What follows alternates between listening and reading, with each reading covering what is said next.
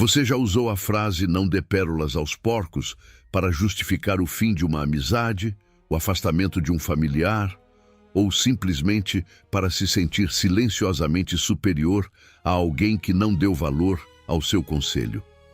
A maioria de nós já fez isso, sem nem perceber o tamanho do que estava fazendo. Transformamos uma das instruções mais profundas e mais misteriosas que Jesus já deixou registradas em um simples ditado popular. Um escudo moral que usamos para encerrar conversas difíceis ou para justificar o nosso cansaço diante de relacionamentos frustrantes. Quase sempre que essa frase é citada por aí, ela aparece em meio a conversas sobre pessoas difíceis, sobre ingratidão ou sobre aquela sensação de que o nosso esforço foi jogado fora. Mas o problema de pegar uma fala de Jesus e transformá-la em ditado popular é que quando fazemos isso, paramos de estudá-la com cuidado, paramos de ouvi-la de verdade e, sem perceber, esvaziamos esse ensinamento de todo o seu peso original. Ele vira apenas um recurso de retórica, algo que usamos para qualquer situação, sem nenhuma conexão real com o que o mestre estava realmente ensinando naquela tarde, sentado em uma encosta, cercado de pessoas simples que jamais tinham ouvido alguém falar daquela maneira. Seja muito bem-vindo ao chamado bíblico. Hoje nós vamos sentar com calma diante deste versículo.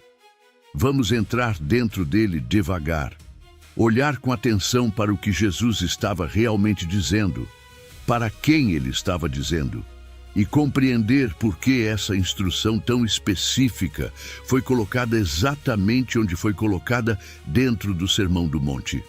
Porque a posição de um versículo dentro da Bíblia importa, e importa muito. Mateus, capítulo 7, versículo 6, não está flutuando sozinho no meio do texto.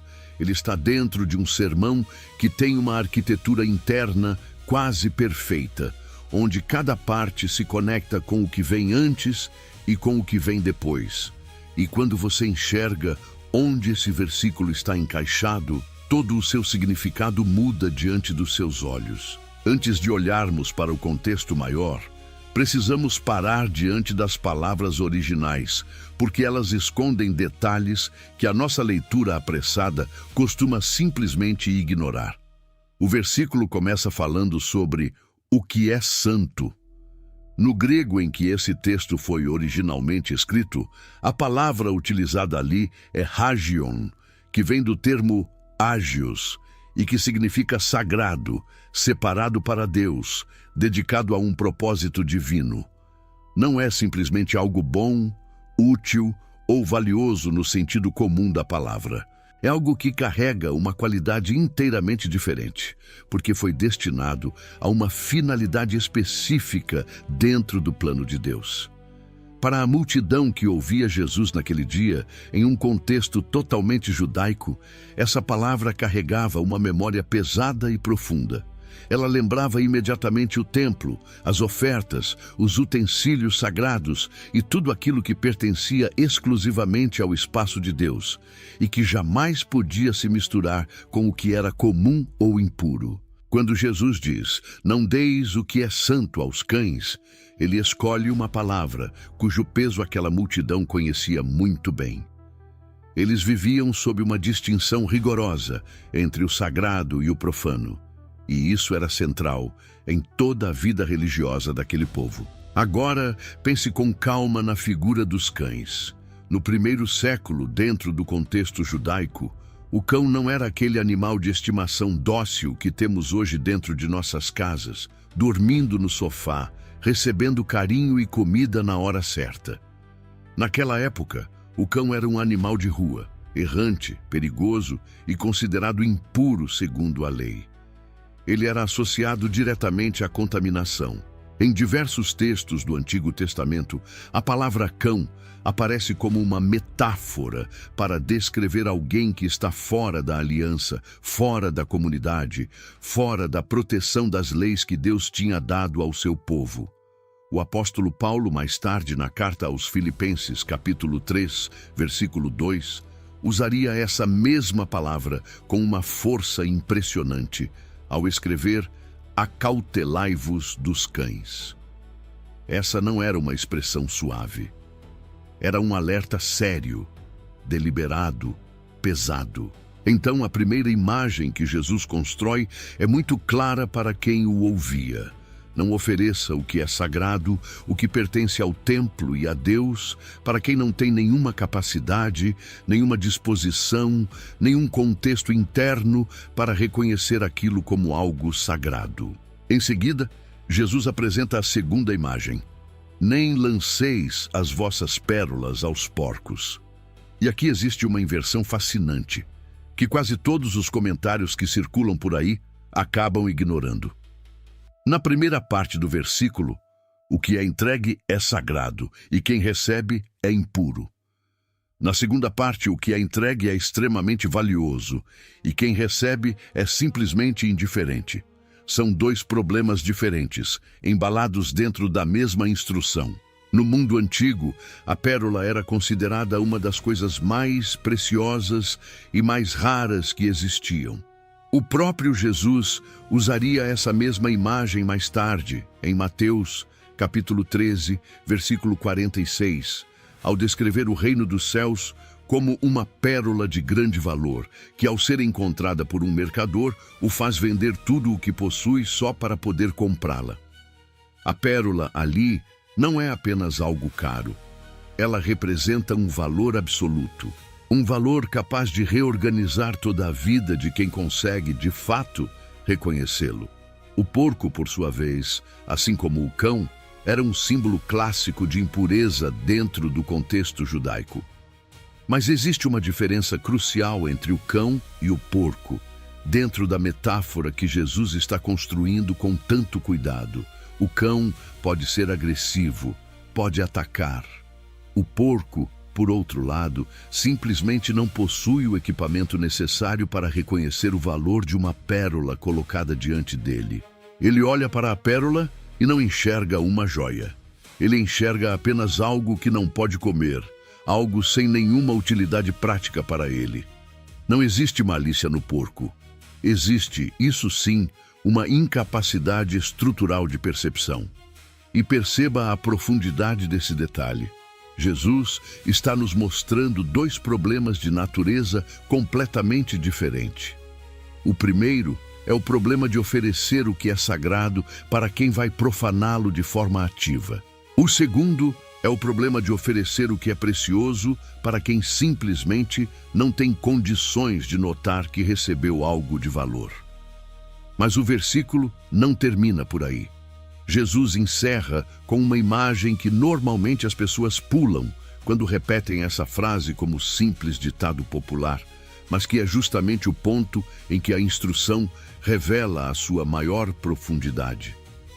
Para que não os calquem com os pés e, voltando-se, vos despedacem. Jesus não está apenas alertando que o que é precioso será desperdiçado.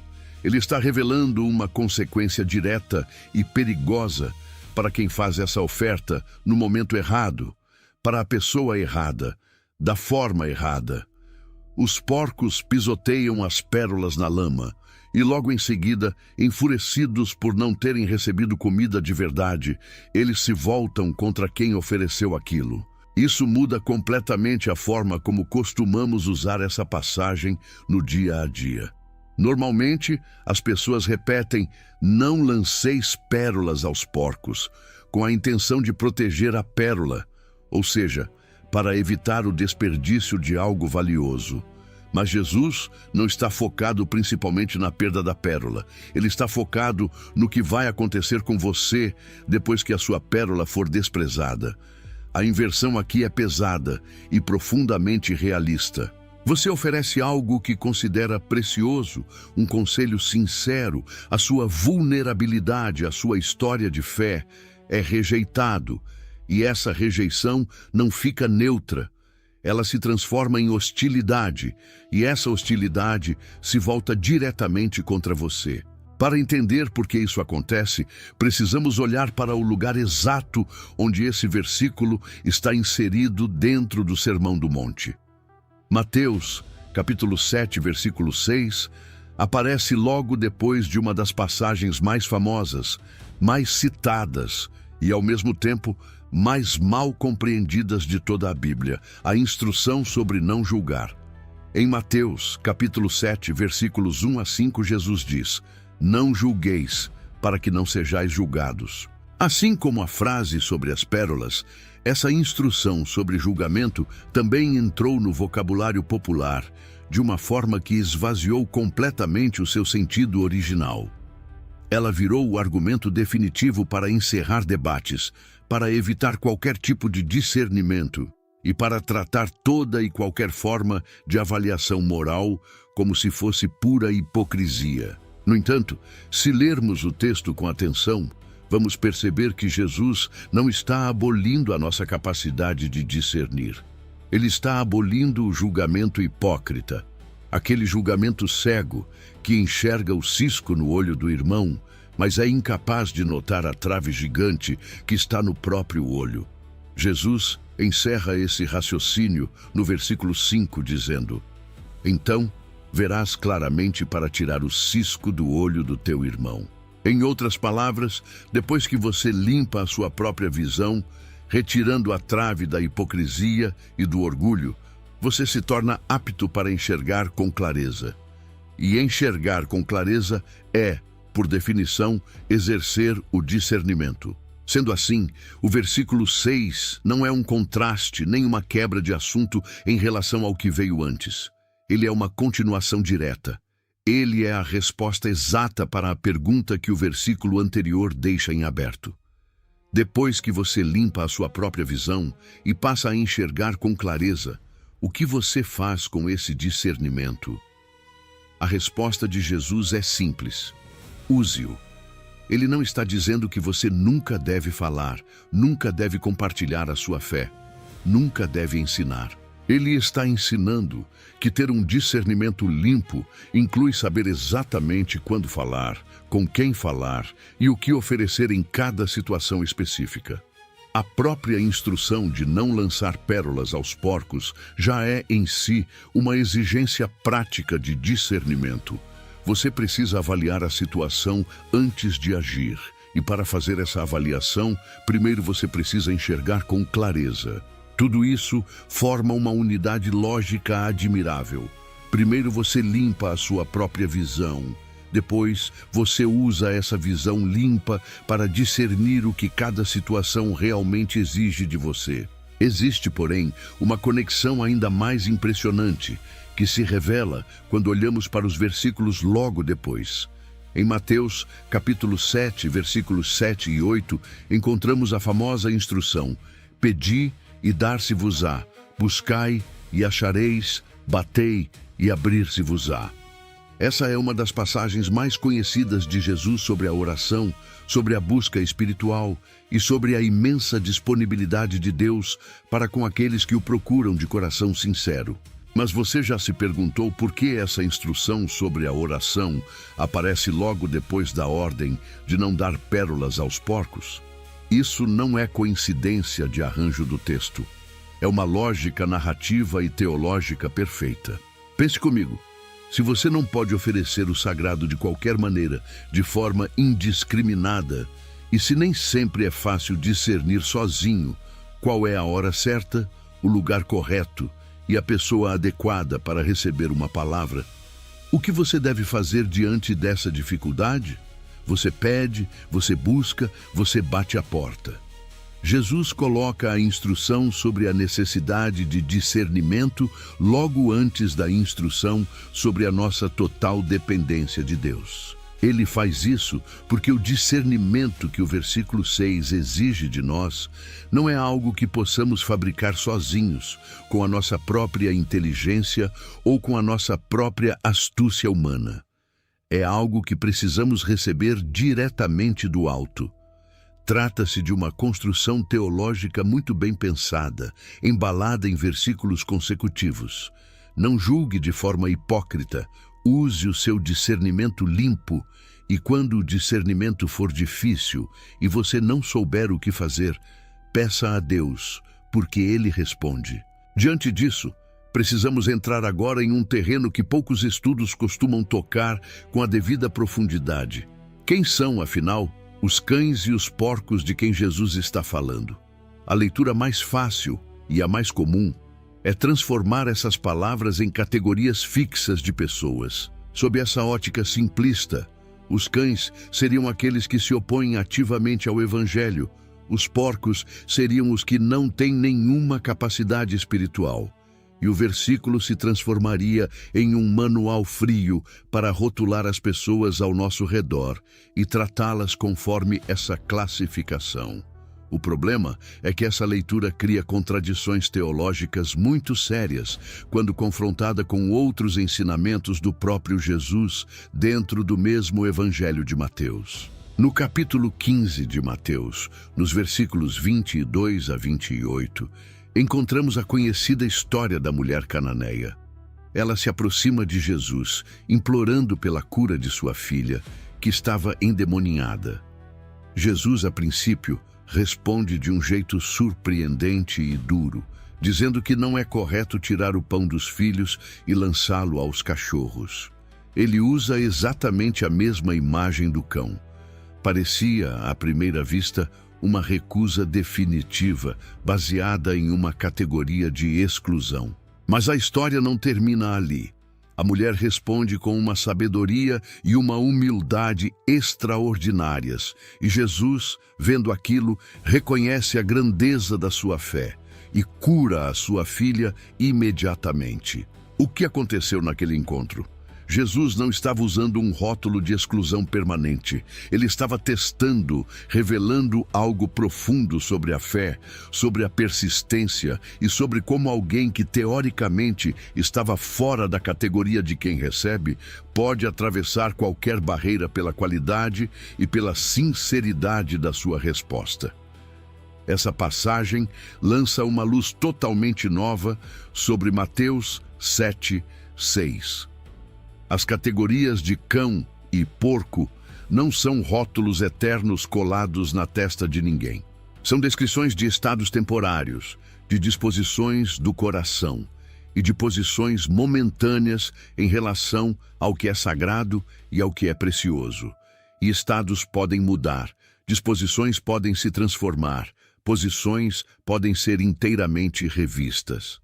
A instrução de Jesus não é identifique quem são os porcos e os cães e os exclua para sempre.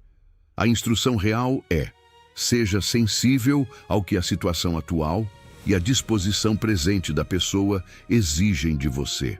É um ensinamento sobre tempo, sobre saber identificar o momento certo e não apenas sobre classificar pessoas de uma vez por todas. Existe um trecho do livro de Provérbios que ilumina essa dinâmica de uma forma maravilhosa e que Jesus certamente tinha em mente quando ensinava. Em Provérbios capítulo 9, versículos 7 a 9, está escrito: quem corrige o escarnecedor fica com o opróbrio, e quem repreende o ímpio fica com a sua mancha. Não repreendas o escarnecedor para que não te odeie. Corrige o sábio e ele te amará. Dá ao sábio e ele se tornará ainda mais sábio. Ensina o justo e ele aumentará em sabedoria. Veja que são duas respostas completamente diferentes para a exata mesma ação, dependendo unicamente de quem está recebendo. O escarnecedor não muda com a repreensão. Ele apenas se enfurece e se volta contra quem o corrigiu. Já o sábio recebe a correção com gratidão e cresce ainda mais em sabedoria. A diferença crucial não está no valor do que é oferecido, mas sim no estado de espírito de quem o recebe. Quando Jesus fala que os porcos pisoteiam as pérolas e os cães se voltam contra nós, ele está ecoando essa mesma sabedoria prática de Provérbios. Não é crueldade da parte de Jesus. É o reconhecimento realista de uma lei da dinâmica humana que se repete há séculos. Oferecer o que é sagrado a quem não tem a menor disposição de recebê-lo produz um efeito que é exatamente o oposto do que nós esperávamos. Em vez de abrir o coração da pessoa, isso fecha ainda mais. Em vez de iluminar, endurece. E o resultado final como vimos, não é apenas o desprezo pela verdade compartilhada, mas uma hostilidade que se volta contra você. Qualquer pessoa que já tentou falar de algo espiritual, profundo, íntimo, com alguém que estava armado, cínico ou simplesmente desinteressado, sabe exatamente como é essa dor. A conversa que deveria aproximar acaba criando um abismo, e a verdade que deveria libertar acaba sendo usada como munição contra quem a pronunciou. Jesus não estava sendo pessimista em relação às pessoas. Ele estava sendo profundamente realista sobre o tempo de amadurecimento e de crescimento espiritual de cada um. Infelizmente, ao longo da história da igreja, esse versículo foi usado de maneiras extremamente destrutivas. Ele foi utilizado para justificar o fechamento de comunidades inteiras, para negar o acesso ao ensino bíblico a determinados grupos de pessoas e para criar hierarquias espirituais arrogantes sobre quem supostamente merecia ouvir o Evangelho e quem não merecia. Usaram o discernimento como desculpa para a exclusão. Mas isso é uma distorção completa da mensagem de Jesus. O mesmo Jesus que disse, não deis o que é santo aos cães, é o mesmo Jesus que se sentava à mesa com cobradores de impostos, que conversava longamente com uma mulher samaritana à beira de um poço, que tocava em leprosos, considerados impuros, e que atendia prontamente ao pedido de socorro de um centurião romano. Jesus nunca aplicou uma regra fria de exclusão baseada em raça, classe social ou religião. Ele sempre avaliava a disposição do coração, respondia à abertura sincera e reconhecia a fé onde quer que ela brotasse, não importando quem fosse a pessoa diante dele. E no final do seu evangelho, em Mateus capítulo 28, versículos 19 e 20, ele envia os seus discípulos com a ordem clara de ir a todas as nações, fazer discípulos, batizar e ensinar. Essa não é uma ordem para esconder o sagrado do mundo, é uma missão para levá-lo a toda parte. Como resolver então essa tensão? A resposta não está em anular um lado para ficar apenas com o outro, mas sim em compreender que as duas verdades caminham juntas. A sabedoria está em saber navegar entre elas. Mateus 7, 6. Não é uma parede que nos impede de compartilhar a nossa fé. É uma instrução valiosa sobre a qualidade e a sensibilidade de como esse compartilhamento deve acontecer. É sobre o quando, o como e o nível de percepção que temos em relação à pessoa que está à nossa frente. E aqui nós tocamos no que considero o coração de todo este ensinamento, algo que costuma ficar completamente oculto quando lemos o versículo de forma superficial. A ordem de Jesus pressupõe três coisas fundamentais. Primeiro, pressupõe que você de fato possui algo sagrado para oferecer. Segundo, pressupõe que você tem pérolas valiosas em sua vida. E terceiro, pressupõe que você conhece o real valor daquilo que carrega. Essas condições são altíssimas. Para que você consiga discernir para quem não deve dar o que é sagrado, primeiro você precisa saber com clareza o que é sagrado. Para não lançar pérolas diante de quem não as valoriza, primeiro você precisa ter a convicção plena de que o que você carrega é, de fato, uma pérola. Isso exige de nós um nível de clareza sobre o Evangelho, sobre a vida com Deus e sobre os ensinamentos de Jesus, que vai muito além de simplesmente saber repetir versículos de cor. Uma pessoa que não compreende o valor do que carrega não consegue exercer o discernimento que Jesus está pedindo. Ela acaba caindo em um de dois extremos perigosos: ou oferece tudo de maneira ingênua e indiscriminada, sem nenhuma sensibilidade ao contexto, ou guarda tudo para si, com medo de errar, disfarçando o seu egoísmo com uma desculpa religiosa de prudência. A instrução de Jesus exige um equilíbrio difícil de alcançar: clareza absoluta sobre a riqueza do que carregamos e sensibilidade aguçada sobre o momento e a forma de entregar essa riqueza ao outro. Existe ainda um detalhe da língua original que merece a nossa atenção, embora precisemos olhar para ele com cuidado, sem exageros. O verbo traduzido como não deis, no início do versículo, está em uma forma do grego que muitos estudiosos associam a uma proibição mais pontual, voltada para uma situação específica e não necessariamente a uma regra permanente, válida para todos os momentos da vida, sem exceção alguma. Essa nuance gramatical reforça o que estamos analisando ao longo deste estudo. A ordem de Jesus aponta para um discernimento situacional e não para a criação de uma regra de conduta mecânica e fria, aplicada da mesma forma em qualquer circunstância. Jesus não legisla o comportamento humano como quem escreve um código frio de regras. Ele treina a percepção dos seus discípulos, ensinando-os a enxergar cada situação com os olhos certos. Essa é uma das marcas mais bonitas de todo o Sermão do Monte. Jesus não nos entrega uma lista de regras simples e de fácil aplicação. Ele nos apresenta princípios espirituais profundos que exigem sabedoria viva para serem colocados em prática no dia a dia. Ele descreve uma vida que nasce de dentro para fora, onde um coração verdadeiramente transformado produz um discernimento natural e genuíno, dispensando a necessidade de leis externas e rígidas para substituir o nosso próprio pensamento e a nossa própria percepção. Em Mateus, capítulo 5, versículo 8, Jesus diz: "Bem-aventurados os puros de coração, porque eles verão a Deus."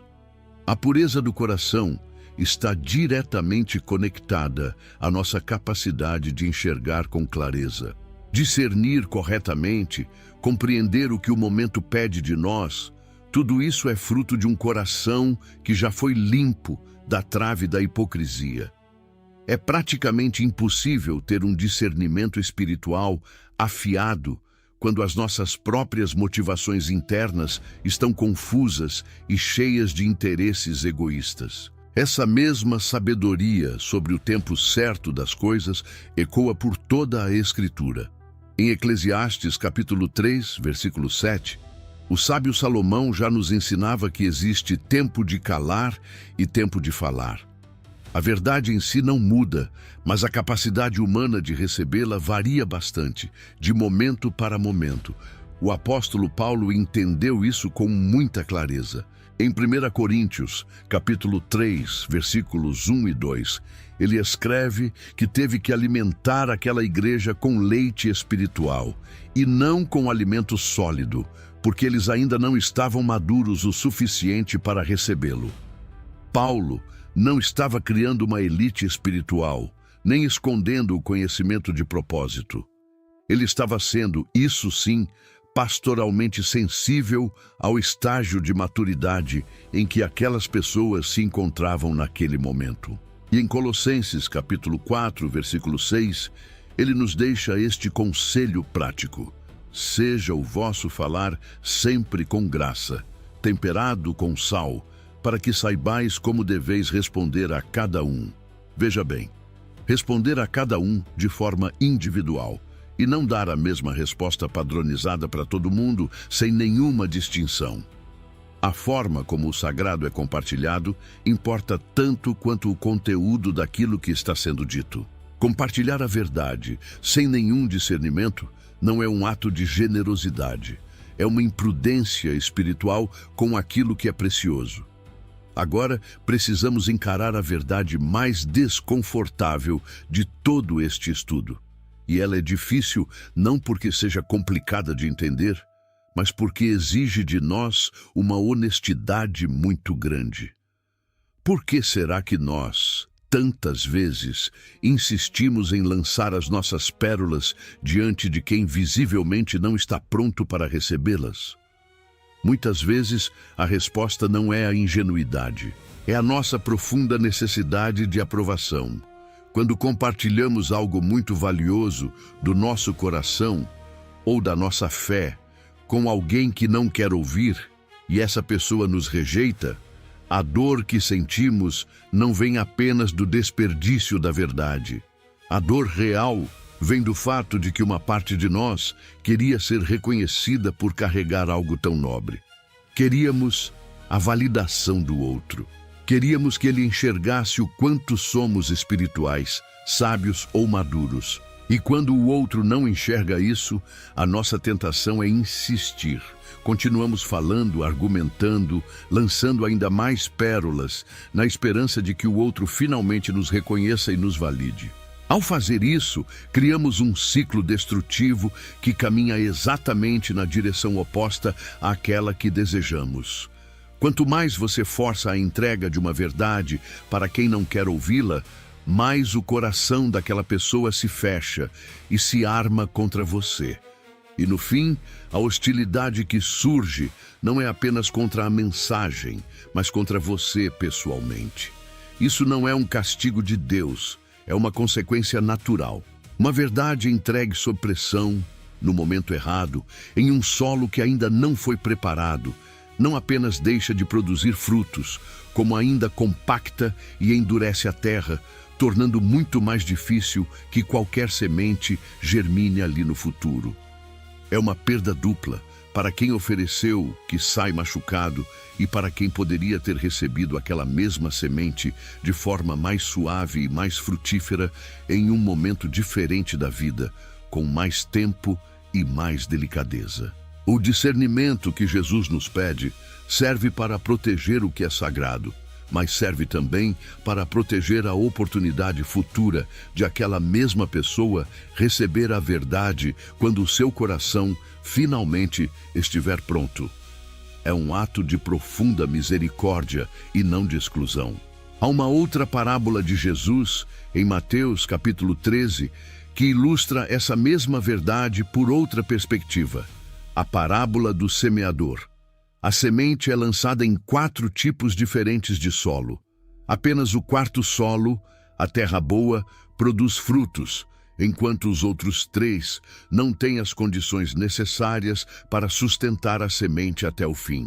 Na parábola, o semeador não é criticado por semear onde o fruto não nasceu, mas o texto deixa claro que o resultado da semeadura depende diretamente do estado do solo. E em Mateus 7:6, Jesus nos dá uma instrução que complementa exatamente essa parábola. Nós temos a capacidade e o dever de avaliar o solo antes de fazer a semeadura nas nossas conversas e nos nossos relacionamentos do dia a dia. Não precisamos semear às cegas. Avaliar o solo não significa fazer um julgamento condenatório sobre a salvação de ninguém, mas sim ter a sabedoria prática de onde investir a nossa vida, o nosso tempo e as riquezas que Deus nos confiou. O próprio Jesus vivia essa verdade em seu dia a dia. Ele não ensinava todo mundo da mesma maneira. Com as multidões descompromissadas, ele falava por meio de parábolas, histórias que exigiam reflexão e maturidade para serem compreendidas. Mas com os seus discípulos em particular, ele explicava com detalhes o significado de cada lição. Em Mateus, capítulo 13, versículo 11, ele diz de forma muito clara aos discípulos: porque a vós outros é dado conhecer os mistérios do reino dos céus, mas a eles não é dado. Jesus não fazia isso porque considerava a multidão inferior. Ele fazia isso porque reconhecia que as pessoas estavam em níveis totalmente diferentes de abertura e de disposição espiritual naquele momento. E ele respondia a cada grupo com o alimento adequado para aquele instante específico. Jesus vivia o discernimento de Mateus 7:6 na prática diária.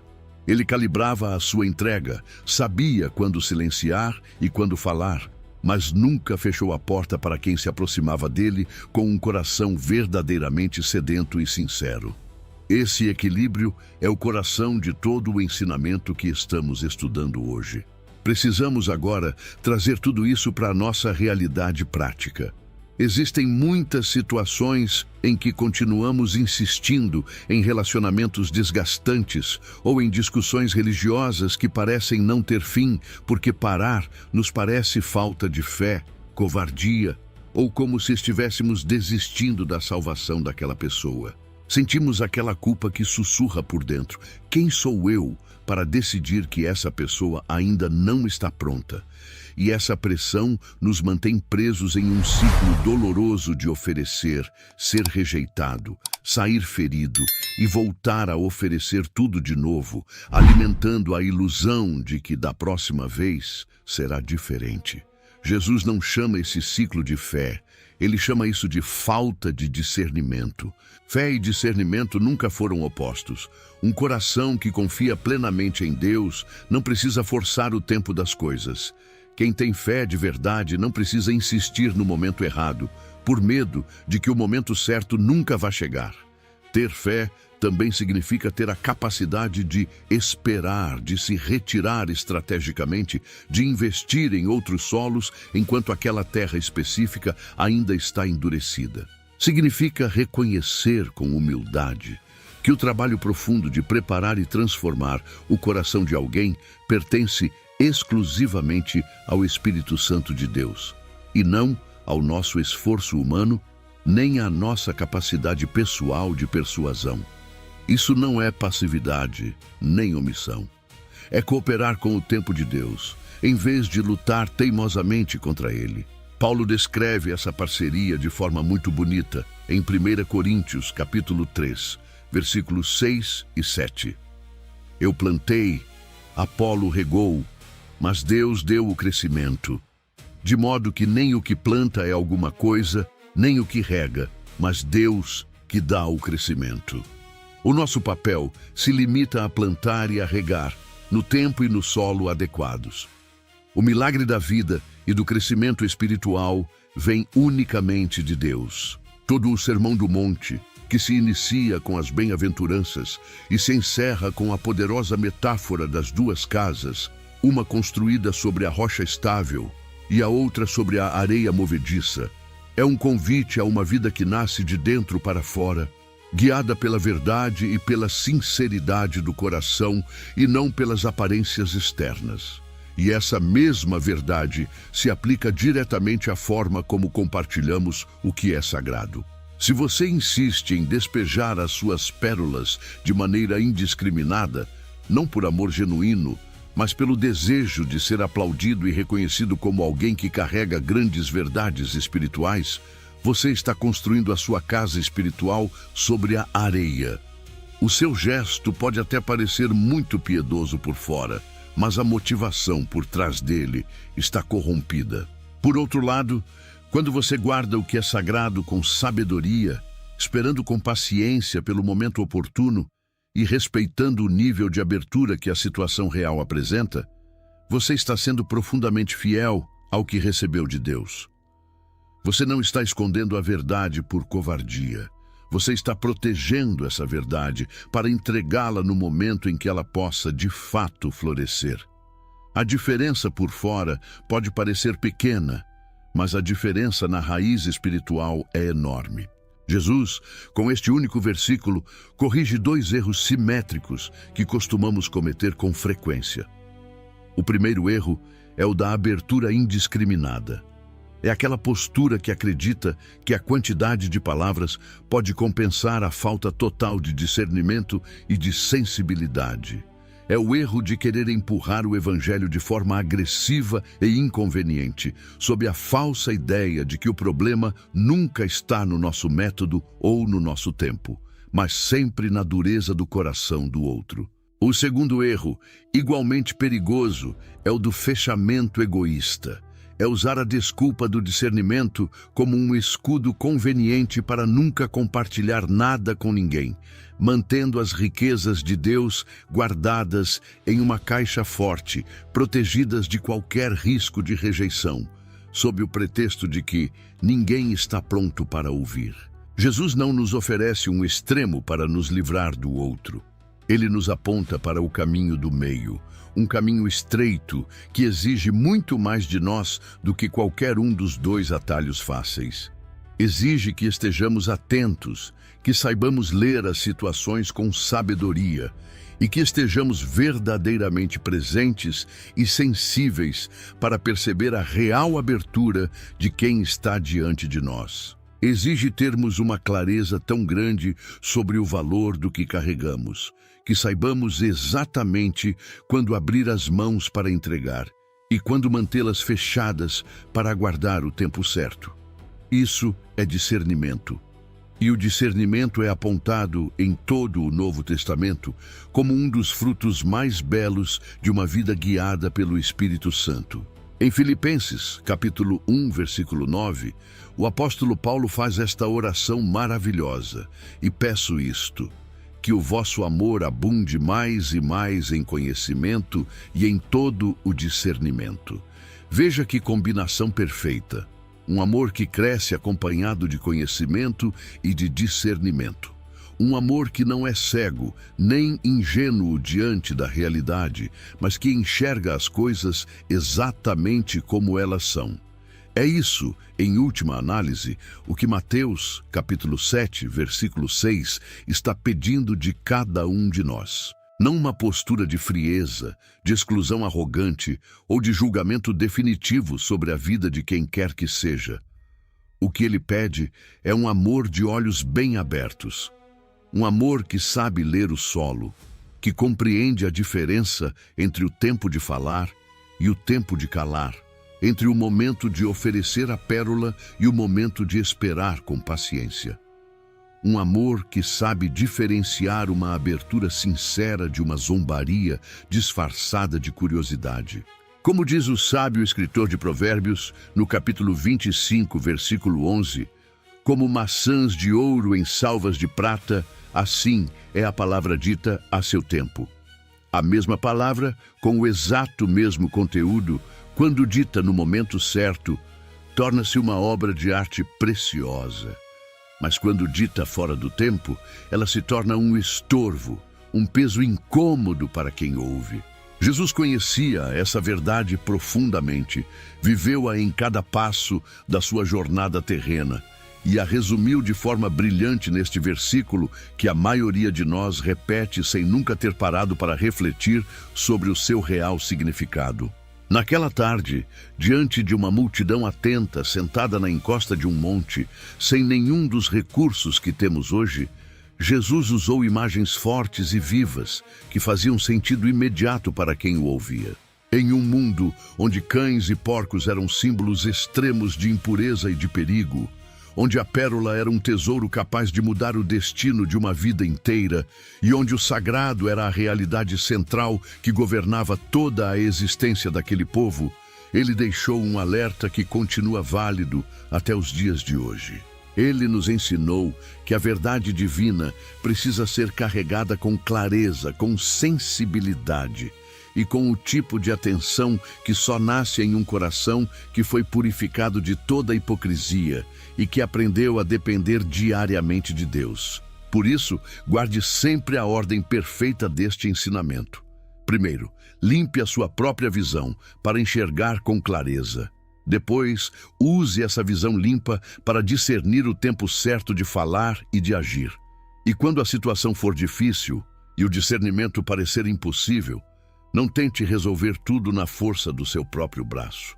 Peça, busque, bata a porta, porque o Pai, que conhece o segredo do seu coração, dará a sabedoria e o discernimento necessários para que você saiba a diferença exata entre o momento de abrir as mãos para semear e o momento de fechá-las para esperar. Essa é a escola de percepção, de tempo e de amor com clareza que Jesus nos convida a viver todos os dias da nossa vida. Não dê o que é santo aos cães e não lance as suas pérolas aos porcos. Não porque o que você carrega seja bom demais para o mundo, mas porque o mundo e cada pessoa que faz parte dele merece receber a preciosidade do Evangelho no momento exato em que puder, finalmente, reconhecê-la como o tesouro mais valioso da sua vida. E para que isso aconteça, meu irmão, minha irmã, é preciso atenção, oração, visão limpa, dependência de Deus e, acima de tudo, discernimento. Se este estudo trouxe clareza para o seu coração e abriu os seus olhos para uma profundidade que talvez você ainda não tivesse percebido neste texto, eu quero te fazer um convite muito especial. inscreva-se aqui no canal Chamado Bíblico. Não encare isso como uma simples formalidade da internet, mas como um compromisso real com o estudo sério, profundo e sem pressa da Palavra de Deus. Toda semana, nós nos reunimos aqui para abrir as Escrituras com este mesmo cuidado, respeitando cada detalhe do texto bíblico. Aproveite também para deixar o seu gostei neste vídeo. Esse gesto simples ajuda a fazer com que esta mensagem alcance mais pessoas que talvez estejam enfrentando conflitos difíceis e precisem, neste exato momento, compreender o tempo certo de Deus para suas vidas. E por fim, deixe o seu comentário aqui embaixo. Eu faço questão de ler cada um deles. Me conte de qual cidade, estado ou país você está assistindo a este estudo. Conhecer o alcance da palavra nos lembra de que o sagrado sempre encontra o caminho certo quando o tempo de Deus se cumpre na vida de cada um de nós. Muito obrigado pela sua companhia até aqui. Que Deus abençoe ricamente a sua jornada e te conceda um discernimento pleno e abundante para todos os dias da sua vida. Até o nosso próximo estudo aqui no Chamado Bíblico.